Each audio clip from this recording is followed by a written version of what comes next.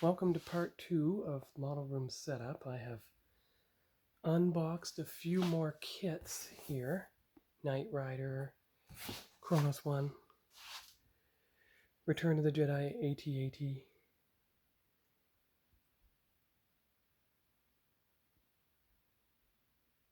I'm beginning to wonder if I should put the Star Trek kit somewhere else on the Star Trek shelf itself. So, as I said, I moved the Star Trek kits to the Star Trek shelf, and this will have the other kits that are not Star Trek related. Mostly Star Wars, although now I'm beginning to think, take these Star Wars and put them on the bottom shelf as well. Or even better, fit them in this space, because that's the most wise use of the space you can get. So I might as well see what's in this box.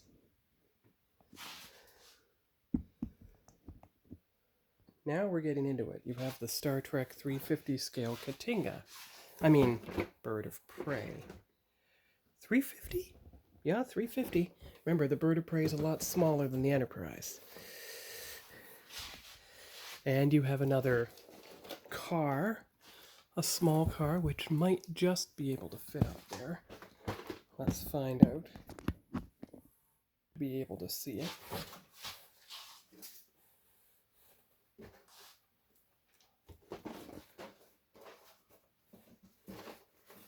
This one has a Zeller's tag on it. $14.99. And now Zeller's has come back, or is planning to come back, as a standalone store at the Londonderry Mall in Edmonton, Alberta, Canada. So Zeller's never really went away, and yet Target Canada failed within 2 years. Sad. This one I'm particularly proud of, the Space Shuttle Columbia, 72 scale, original issue. Let's see if we can find a copyright date on the box. Yes, I'm using the phone screen as a magnifying glass. 1979. The year after I was born.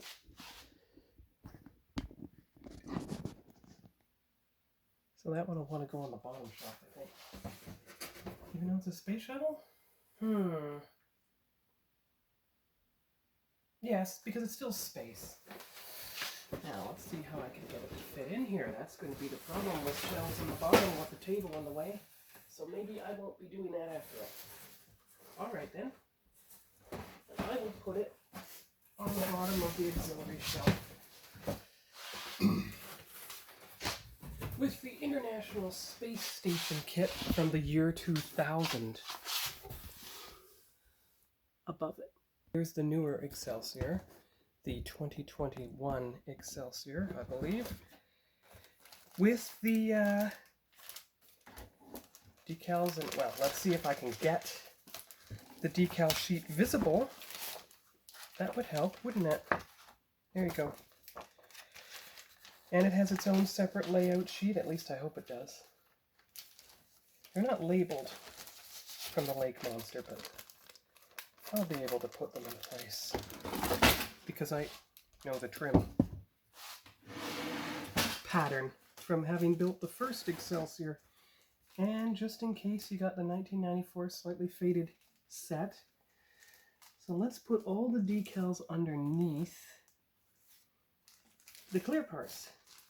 Surely that won't go wrong. Unless you put it like so, and it protects the clear parts slightly. That way, if you have anything else on top, it won't get broken. And I'm going to try to put it on top of that shelf. So we'll see how it goes. It's not exactly as flat as I would have liked, but nothing's perfect. There, hopefully. Well, there's another one. Here's the Enterprise C, the new one, so it should be able to... I don't know if I like it like that. I think it's better, actually, if you do it this way. Because unless you get the 350 scale refit, there's nothing else big enough to fit on top of the Katinga. So, there you go. There's the Excelsior. On top of the Enterprise. You want it to be on the top of the boxes so that nothing breaks it. here will be the vintage kit section, including this 1983 3-ship set. Let's try to turn it this way so I can at least see it from the table. There. Okay, and that is the end of another box, so we might as well just keep going. We have 27 minutes of footage room, so I might as well keep going with this. I know, but it's not a 1,000 scale kit. See how you could fit another 1,000 scale kit up there, so you don't want to put it in that spot. So let's, oh! Excelsior decals that fell out of the box, but that's no problem because the cover is ajar. And they'll say, ajar like when a door is open, not the actual object. Ha ha ha. Pun. Alright. That's a good view. Which means I'm going to have to move the, over here. I'm going to take the models off this display because it deserves to have itself unobstructed.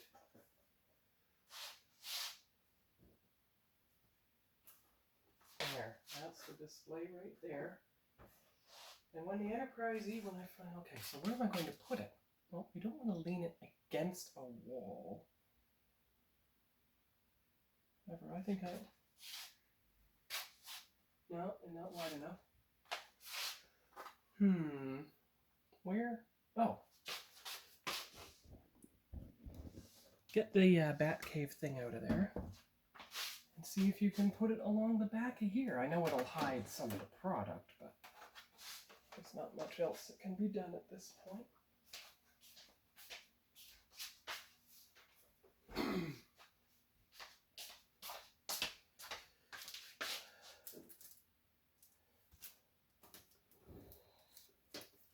Got an idea.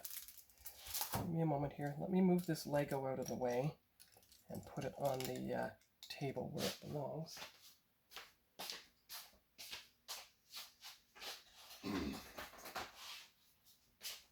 Well, not the table, just, okay. What was I going to do? Well, this is an empty lid, which is probably the top of that paint that I was looking for. And these are the legs for the table, the shelf feeding unit. So, let's see if I can, oh, wait, before I cover this, I want to move the most frequently used paint into the most accessible position. Okay, and is this the TOS Enterprise? Yes, it is.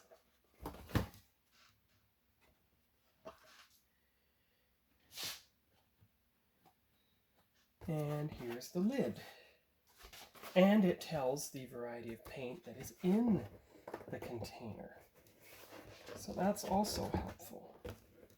There. That way you don't have to open it all the time to figure out what paint is inside. Now, with all this in here, can it? Not quite. And you'd only be able to fit 3 of them. But maybe you fit the other 3 up here. But in the meantime, I take this bottle, this shelving unit of paint, which I first got back in the Deep River days, if I'm not mistaken. Ow. Just a bit not wide enough. So what you do is you just rotate it until it does fit in there. And you can still see what is contained within it. Then you take all these other paints and you put them in front. Here's the advertisement for when we have hobby club meetings.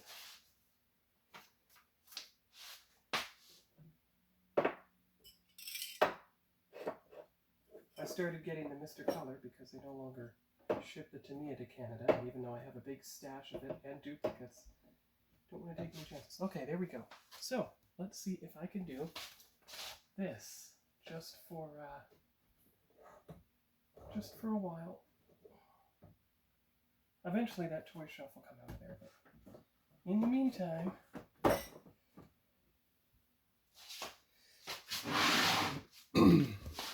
There you are. And that's a pretty good non-glaring image of the Kirk print, for lack of a better term. Now the Avro Arrow one, which is still in its plastic.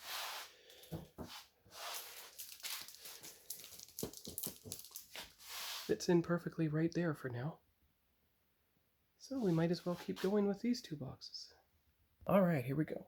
So the first one, from the year of my birth, which you can see there, is the Enterprise and Space Lab from 1978, when they thought it was going to go into space, until they got disappointed. So let's see here. You do want to put all the space shuttle kits on the bottom. Here is Resistance X-Wing fighter. So maybe, just maybe, there are decals where you can build it as pose fighter. We will find out.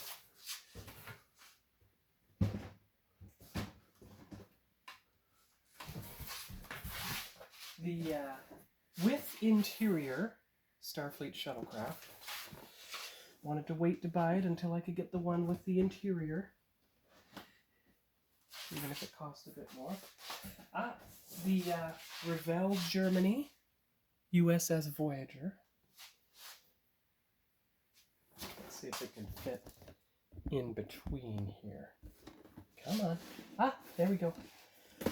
There you go, good, because you can put the Revell Germany of the other Enterprise as well, once I find it, but I haven't found it yet, because the last kit in the box is the General. You know, the big train from Hobby Center in Ottawa. But it is also the,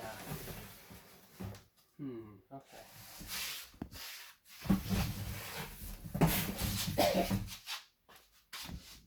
The neat thing is they were able to pack the model kits without having to use any tape or,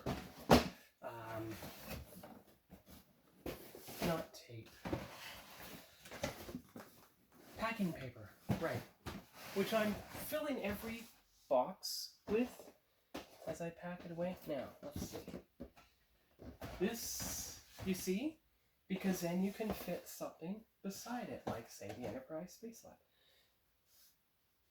That's good. That's good, that's good, that's getting there. So, now we go for the next one. Let's see if I can do this. Well, that's a bit unsteady, even with, probably because of the cushion. See? Okay, so that doesn't work. So we put it on the table then. Keep it there. And off we go. Next box. Oh, this is good. It gives me walking space. Because that's clearly what I need. Because I want to have a space in the model room to work without having anything in the way. Oh. Some of it's model kits, not all. I just want to see if any of these papers have anything in them. They don't.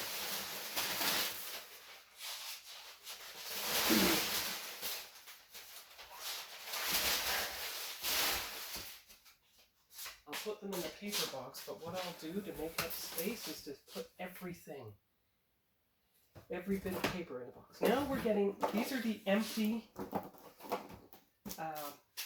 Mega Construx boxes. I'm going to go over with the toys, I think.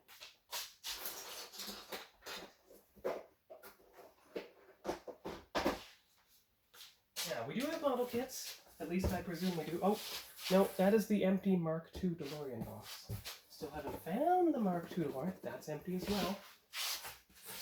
Empty boxes are not a bad thing. They come in handy later on. Here is the Star Trek 2009 transporter room, which they may have been able to put back in its box, but they didn't. Discovery. Oh, I found it. That didn't take long. It was buried in the model box the whole time. That is very good, very good. And if you're wondering what I'm talking about, you remember watching the last video when I said, I can't find my dress uniform accessory button. Well, I found it. So, let's take a closer look, shall we? So you have belts, like the logistics belt. And you have my army ties. Perfect. You have, if I get my trade switch back to HRA, I've got my Dupuis Air Force name tags. Yes. Okay, good. Ribbons. That's very important. The dress gloves. I see them. Come on, come on, come on. Dress gloves, dress tube, dress scarf. Because if we're going to be the band on, with the band on Remembrance Day, it's very important for us to have everything in place. And what is that? Necktie black. Okay. So, why don't we take the winter stuff, at least to the closet, the military closet, and then we can get on with the video.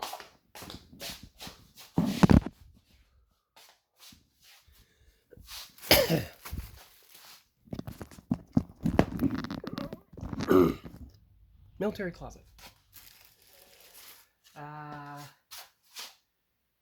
Put them up onto the tub. The tub which in the future is going to contain the military dress uniform components like berets and gloves and stuff.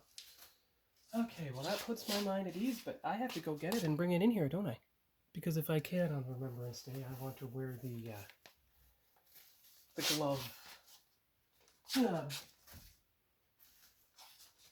the belt. Now this one doesn't have a buckle, but it could have an army buckle, it could have anything on it. Except, of course, it's missing the entire, well, the buckle slides onto it, so that's, you're fine there. Let me hang it on a couple of, hang it? Sure. Hang it around the hanger like you would for a necktie, and then it should be visible in front of my dress uniform, of course, when it's time to put things on. There you go. Okay. And then all the other components, they are going to go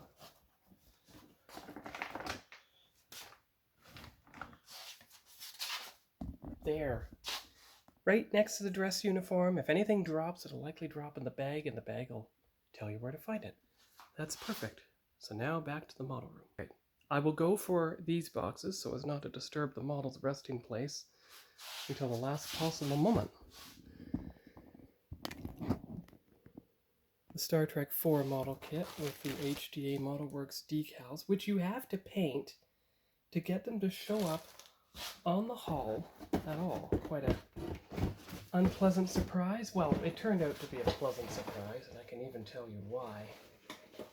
I started painting the model decals in 2018 and realized that I had accidentally stumbled upon a way to change the color of your decals, make them visible, and replicate the pearlescent effect of the motion picture all at the same time. Now I believe that this Rathacon refit is another paint box. So we know where that goes now. Over here. Yeah, won't fit up there. Okay, there we go. You've got the motion picture Enterprise, although I highly doubt that the motion picture saucer is inside because I was working on it separately, see? So it has all the lake monster parts for accessorizing. It has correct wood panels from, I think it was Federation Models at the time.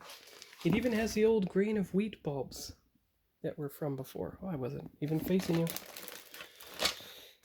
Okay, anyway, it goes on the shelf on top of the Star Trek IV kit. And we continue our search for the saucer section, but at least we've found the Kelvin. So, let's see, where will it fit? Well, let me see. There you go. It fits on top of the Vorcha class attack cruiser. Excellent. Now we have the Bandai Millennium Falcon, 1/44 scale, which means it is the same scale as a normal space shuttle. think... Ah, yes! So the Falcon is going to be the same scale as the Enterprise. 1/44 scale. Perfect. That will help me put a real-world space vehicle next to a fictional space vehicle. But what we're going to do is we're going to default Star Wars kits to be on the very bottom shelf here. Just to make sure that nothing goes wrong. Now, that should still be able to be turned that way. We'll see if that is a hindrance or a help.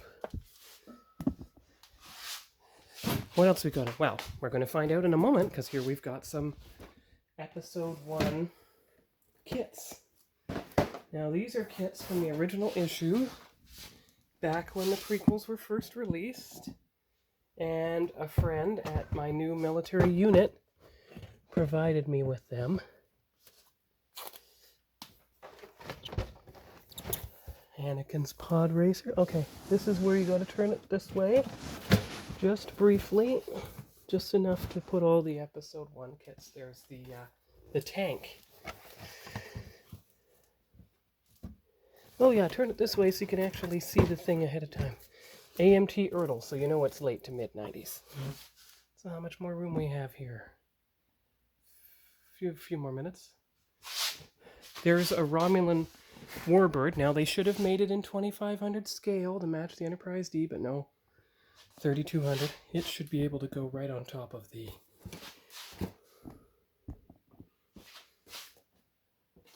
There. It's like Tetris every single time. And then you have 2 Bandai kits from Return of the Jedi. Well, and Star Wars. MPC. They're not Bandai. Sorry. They're supposed to be Snap-It Fit kits, but we'll see if that is truthful or not. Now, let's see here. If I did my job properly, I should be able to do that. And I can do that. Perfect. There you go.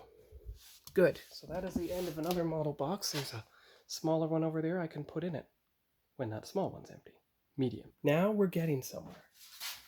I found the stands. Now, the interesting thing is, the stand that broke on the Reliant is not actually the stand that came with it. This is. So, why don't we take the broken stand away and replace it in the bottom of the Reliant with the good stand. Don't press the weapons pod. Do this. There you go. See? The Reliant stand is now secure. So, paint test stand for small starships, paint test stand for big starships. So they've got to go somewhere. And a nice, pristine spare stand. Well, it was until it broke. And what else we have here? Some paint. This can certainly fit on top. I don't know, standing up though. Oh, well, that is a surprise to be sure, but a pleasant one. There you go. Standing up. Would have stood up here, but this latch was in the way. But I never saw any hint of an attachment for such a latch. Here's the last model kit I bought in Cold Lake. Edmonton. The old 7-ship set. So, where would it go?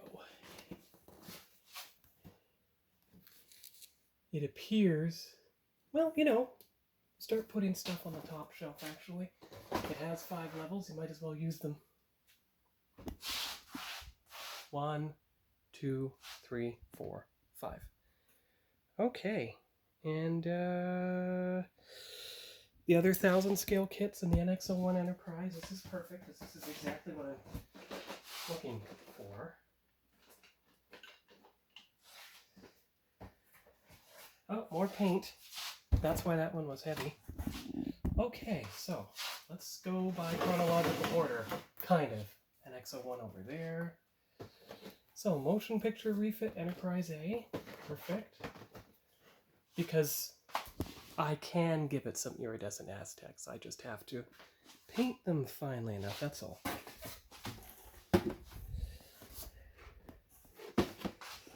Enterprise. Well, alright then, here we go. Now, I know, you could probably fit... You could do this, couldn't you? Yes, you could. There you go. That's why they take up the least amount of space. NX02 Columbia. NX01 regular as opposed to the refit.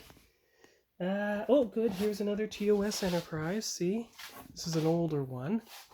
Put it underneath the other two. Like so. There. It's against the wall. That's good.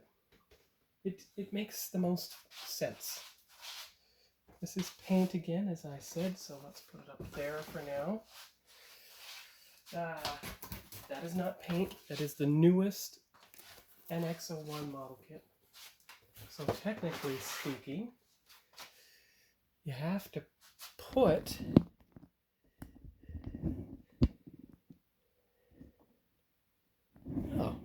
oh, there you go. Now you can see the top shelf. Technically, you have to put the newest NX01 up there. Wait, that isn't the new one? Oh, no. Okay. Well, anyway, that's all for now. For part 2 of 2025 Model Room Setup, and we'll see you here next time.